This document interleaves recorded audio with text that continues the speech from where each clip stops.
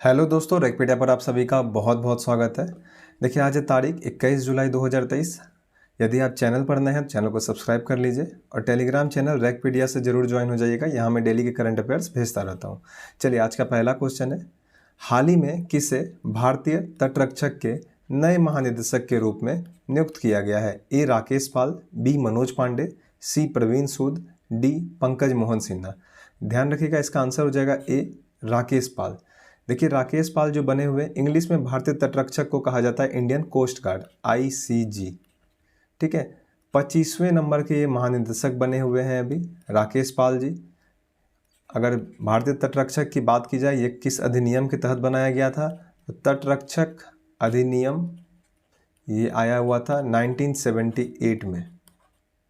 1978 में। इसका हेडक्वार्टर कहाँ है? तो नई दिल्ली में।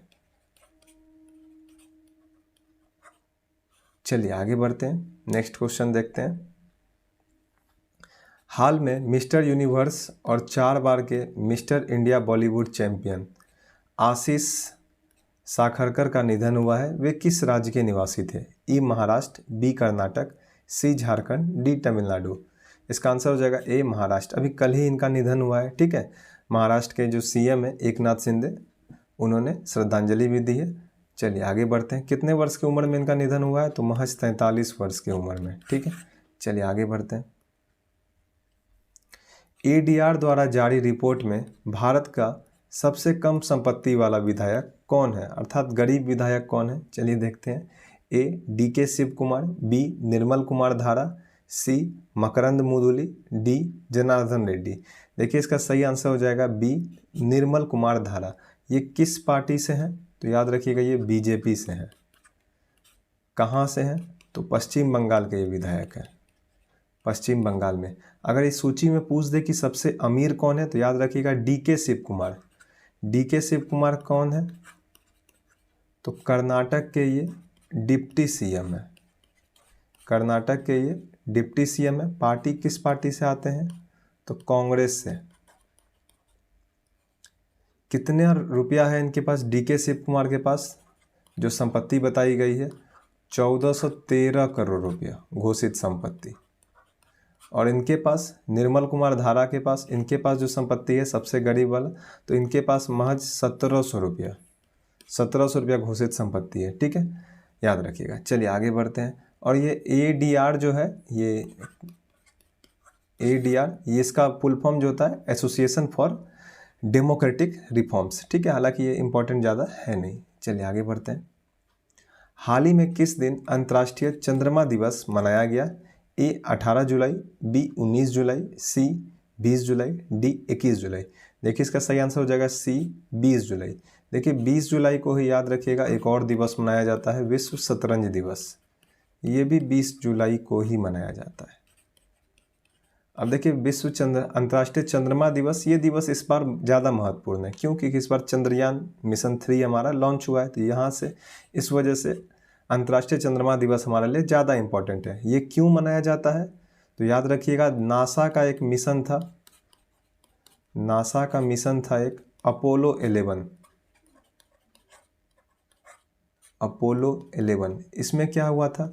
तो इसी मिशन के तहत जो है, नासा का जो मिशन था अपोलो 11, नील आर्मस्ट्रॉन्ग, नाम सुने हुए होंगे आप लोग कभी ना कभी, नील आर्मस्ट्रॉन्ग। ठीक है, ये कहाँ गए हुए थे? तो ये गए हुए थे चांद पे, चंद्रमा पर कदम रखे हुए थे। कब? तो 20 जुलाई 1969 को। तो ये ध्यान रखिएगा, नील आर्मस्ट्रॉन्ग 20 जुलाई 1969 को यहाँ पर कदम रखे हुए थे। ठीक है, ऐसे नील आर्मस्ट्रॉन्ग के साथ एक व्यक्ति और गया था, नाम ध्यान रखना है तो आप रख सकते हैं। उनका नाम था बज एल्ड्रिन।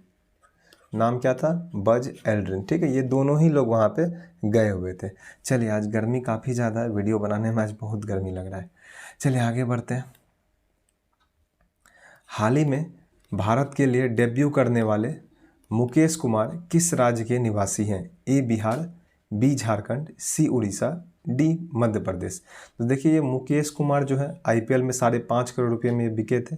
ठीक है, ये कहाँ के हैं? तो ये बिहार के गोपालगंज के हैं। अगर बिहार के गोपालगंज ज़िले से हैं, ठीक है, ध्यान रखिएगा। और साथ ही साथ ये किस टीम से खेलते थे, तो याद रखिएगा ये बंगाल टीम से, बंगाल की ओर से खेलते थे, बंगाल की ओर से। ये बिहार क्रिकेट टीम से नहीं खेलते थे, ये गेंदबाज हैं। चलिए आगे बढ़ते हैं। हाल में चर्चा में रहा बूढ़ा चापोड़ी वन्यजीव अभयारण्य किस राज्य में स्थित है?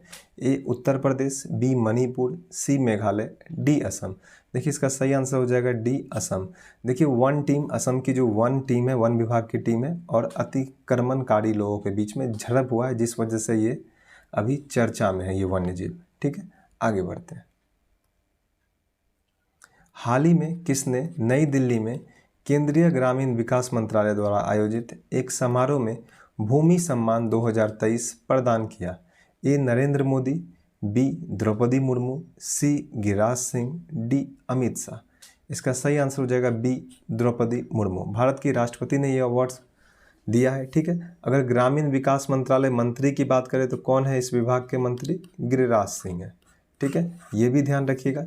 साथ ही साथ ये क्यों दिया जाता है? ये लैंड रिकॉर्ड्स को, जो आधिकारिक लैंड रिकॉर्ड्स होता है उसमें अच्छा काम करने के लिए ये दिया जाता है। एक तो ये बात हो गया, और दूसरा भूमि सम्मान जो है ये किसे दिया जाता है? राज्य सचिव को दिया जाता है। इस बार टोटल कितना राज्य सचिव को दिया गया है? तो याद रखिएगा ये 9 राज्य सचिव और इसके साथ में 68 जिला कलेक्टर, 68 जिला कलेक्टरों को यह अवार्ड दिया गया है। चलिए आगे बढ़ते हैं। हाल में जारी नीति आयोग के निर्यात तैयारी सूचकांक में कौन सा राज्य शीर्ष पर है?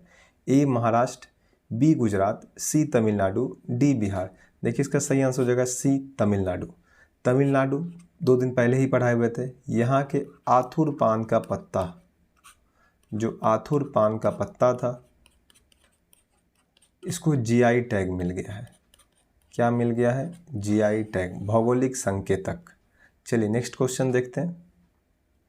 हाल ही में टाटा समूह किस देश में 40 गीगावाट बैटरी सेल बनाने की गीगा फैक्ट्री स्थापित करेगा?